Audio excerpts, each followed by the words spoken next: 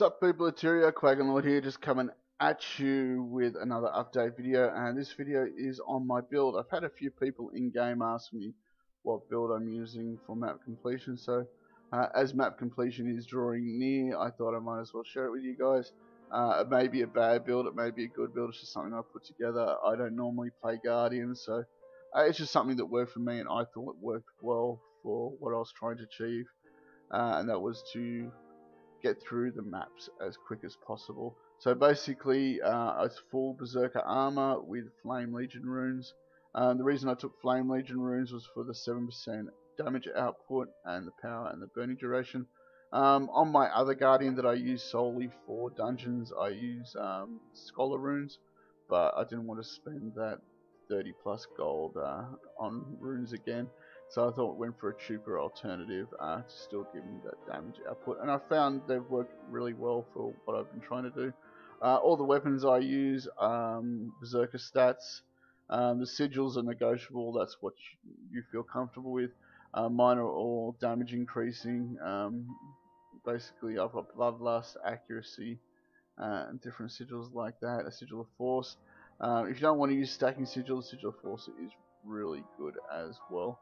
I like the accuracy runes to increase that critical chance too. That precision is really good for a Guardian.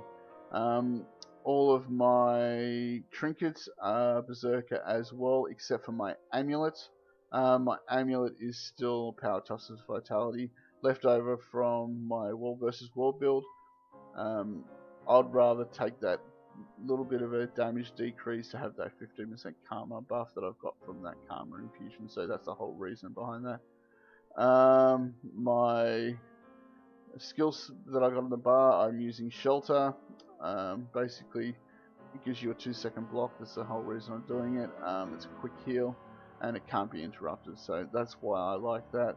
Stand your ground, stability, and a stun breaker. Say no more. It's great. And it also affects your party members if you're dealing with somebody, and it gives you that retaliation as well. I've also got this Signet equipped as well. Basically that's for the damage output. It's one of those slots that I change around a lot. I usually have like Wall of Reflection there, or Retreat, or something along those lines, just depending on what situation I'm in. It's just a utility slot, and I think I just had the Signet there for that damage output for what I was doing before I recorded this. Save yourself, it's one of those great utilities for your oh shit moments. It's a stun breaker and a boon spam that works in really well with this build. It basically gives you a whole heap of boons and a stun breaker on top of that as well, so it's a great utility for a Guardian. Just make sure that you're not around a whole heap of people with conditions, otherwise you'll pull them to yourself and kind of explode yourself. I'm using Renewed Focus as an elite, only because there's no other choice, really. The books both kind of suck. Renewed Focus gives you that 2 seconds embalm and renews your virtues. That's pretty much it. Moving on to the build, this is there's probably heaps better builds out there, but this is what I put together and what I like. I'm using 45005. The reason behind this is the damage increase and buffs that you can stack with this build, and it works really well with my weapon choice and the runes that I have as well. Basically, we'll start off here. We've got Zealous Blade that gives you an extra 5% damage increase and 25% healing. Say no more, it's an extra 5% damage increase when you use a greatsword. Symbols applied vulnerability, so part of my DPS rotation is a Symbol of Wrath, so that's going to inflict a vulnerability and give an extra 1% damage output as well. Increased damage to burning foes, so basically that gives you another 10% damage on top of the runes as well. So that's a 17% damage output to all burning foes, no matter what. That's just a great thing to happen. And just one minor trade here, if you're struck below the 50% health threshold, you create a Symbol of Wrath underneath you. So if you're in that situation, it gives you that Symbol of Wrath, and that's more damage output that you can be doing in those oh shit moments. And it's also giving you that retaliation as well, so I wouldn't like to be in that situation where I'm getting bursted down much, but it can work. Okay, so we got radiant power here. That gives you an extra 10% damage to anyone inflicted with a condition. So that works with burning as a condition, vulnerability as a condition, and blindness as a condition.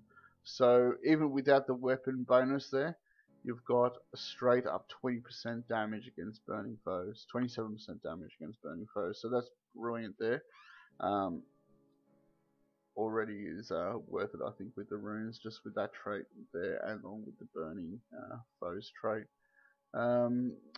Moving on, the powerful blades as well. So when using a short sword, basically you're getting a 10% damage input, extra output. So if you're using a short sword there, so that can boost you up to a 37% minimum damage output. That's not including the vulnerability that you're putting on people with that DPS rotation as well.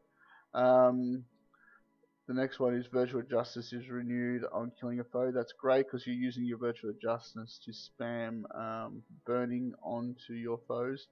So you can use that more often instead of waiting that 24 seconds for it to come back. It's just every time you kill a foe, it is renewed. So that's brilliant. And you're also using that to spam conditions such as blindness and vulnerability on people too.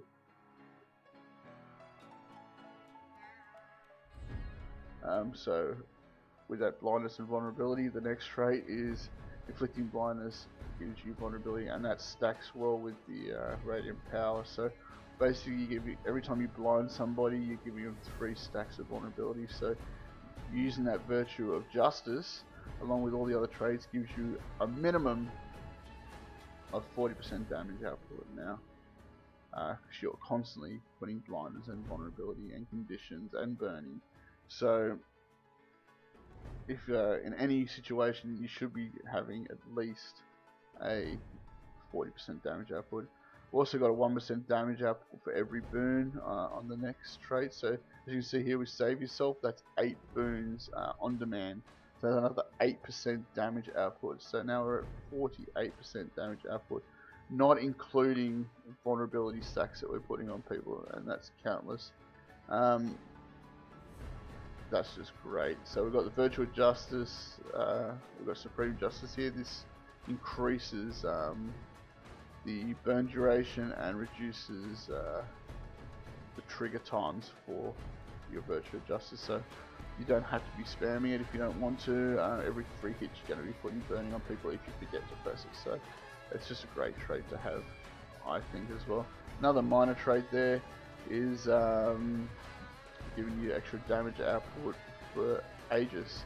So you're getting a 20% damage output if you're under the effects of Aegis.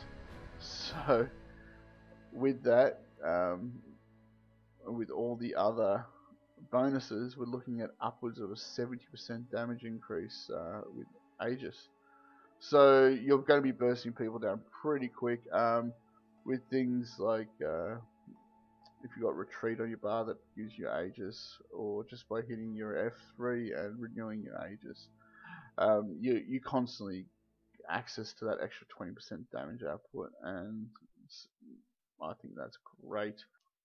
Also with your minor trait and virtues, when triggering your Virtual Justice, it gives you 3 stacks of might, so you're going to be constantly spamming your Virtual Justice during a fight to add burning and blindness, and during that you'll be giving yourself stacks of might, so that's quite handy. Okay guys, that's my build. It works quite well for me and what I wanted to achieve, but if you got any comments or suggestions, please feel free to let me know down below.